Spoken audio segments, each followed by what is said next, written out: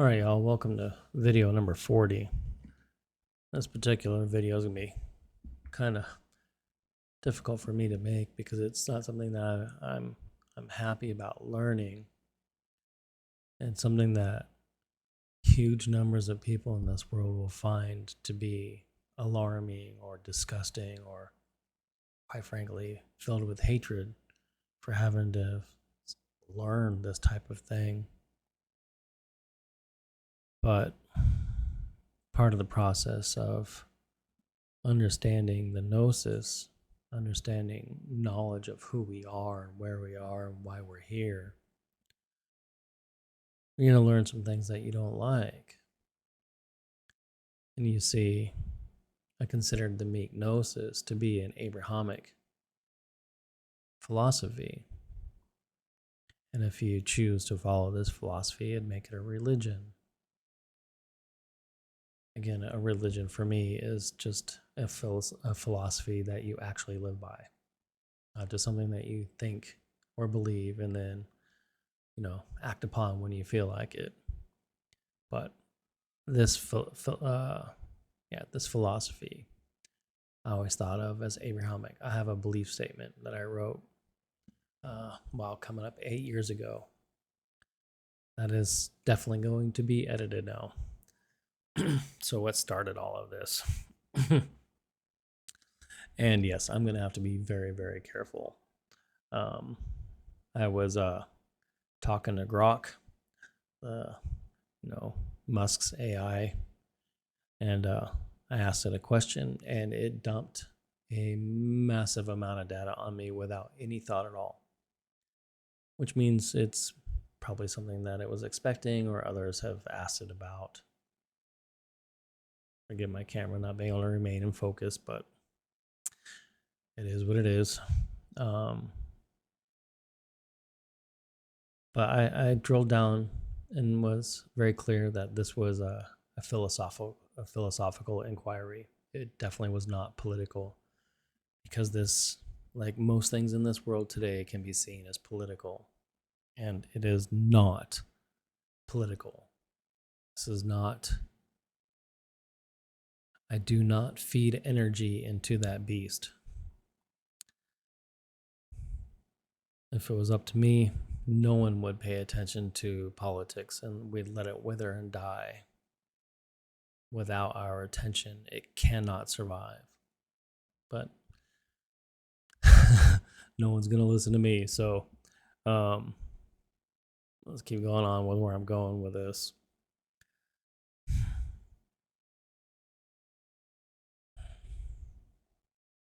You see, this all stems from Abraham and Brahman.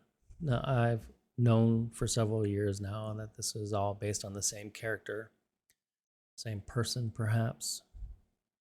And different philosophies were built upon and went different directions throughout time.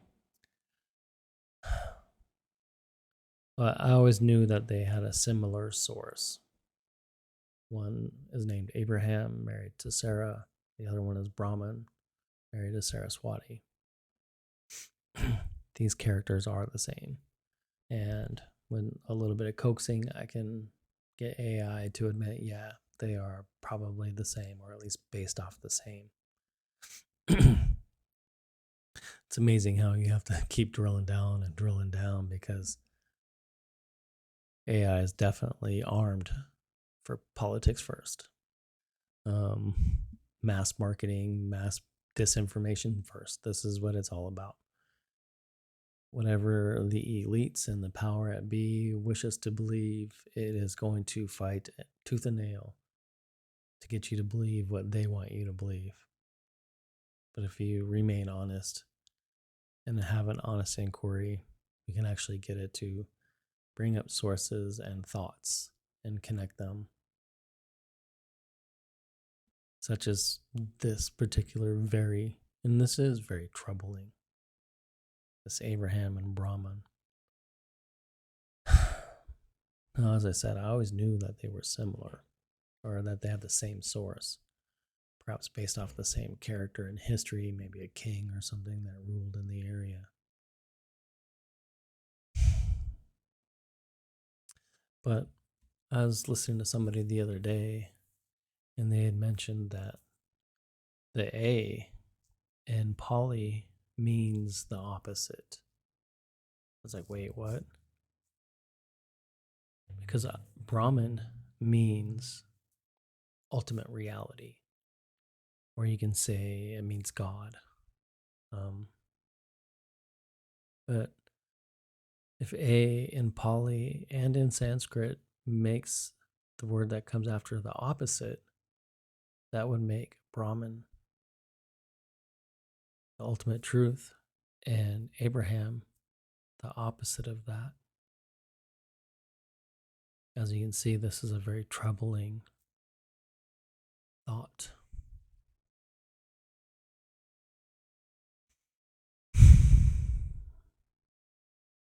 And I was not very happy about this troubled thought.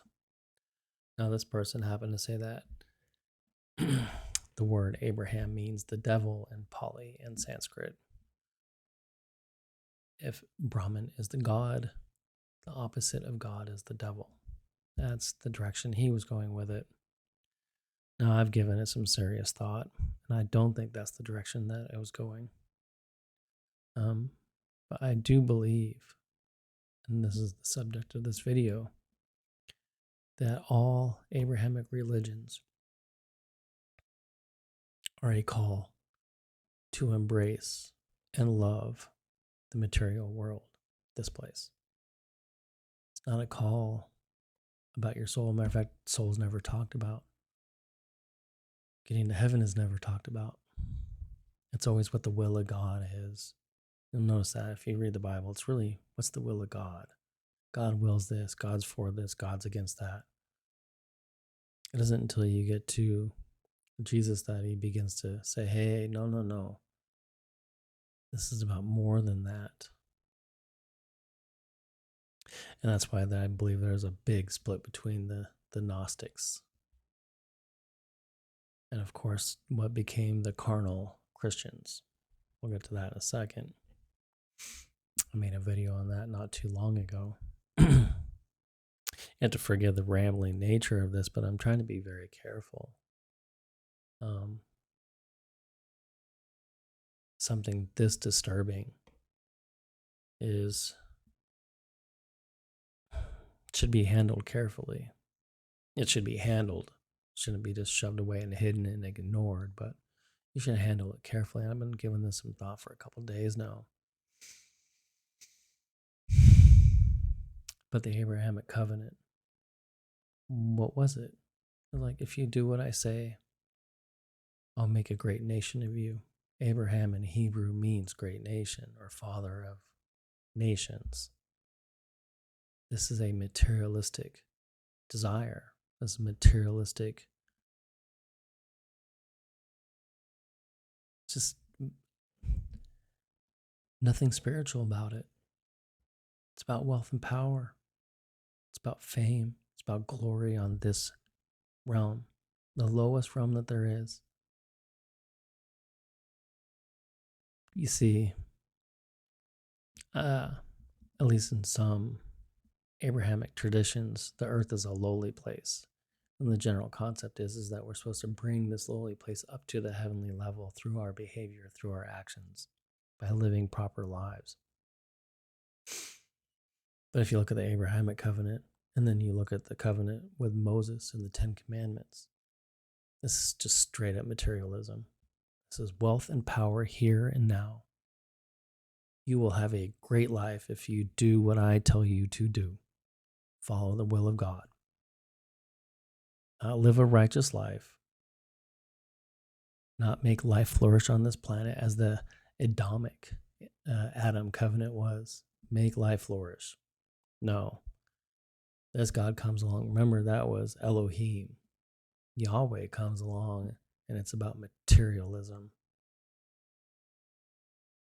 Do what I say and you will be wealthy. You'll have children that'll be, more than the grains of sand. I will give you this piece of land. Your name will be a blessing. A blessing what? How? It's a blessing of material wealth.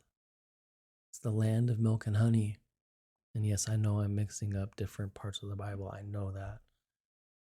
But it becomes clear. Abrahamic religions are about the material world. They're not about spiritual world. They're not about the salvation of the soul.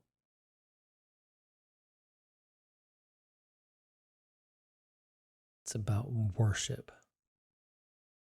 Worship me, and your life will be better. As I said, this is very, very difficult. Even if you look at his wife, Abraham's wife, Sarah, she was an old woman who just wanted to have children. She had a material need, a material desire, a material drive. She didn't want to be enlightened. She didn't want to make the world a better place. She didn't want salvation. No, Abraham didn't want to leave his tent. So,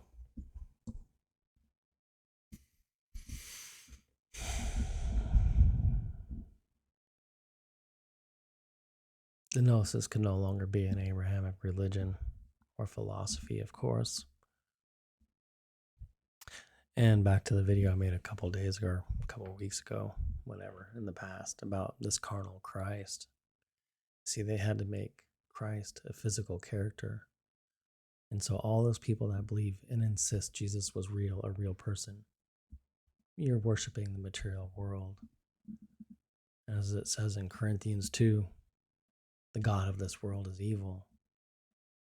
See, the name Yahweh even means the first and last breath, H and H. Yahweh is the God between breaths, your first and your last. It's the God of this material space.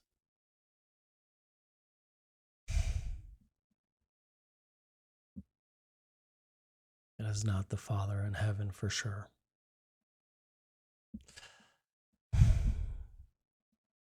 And I just find this to be very sad.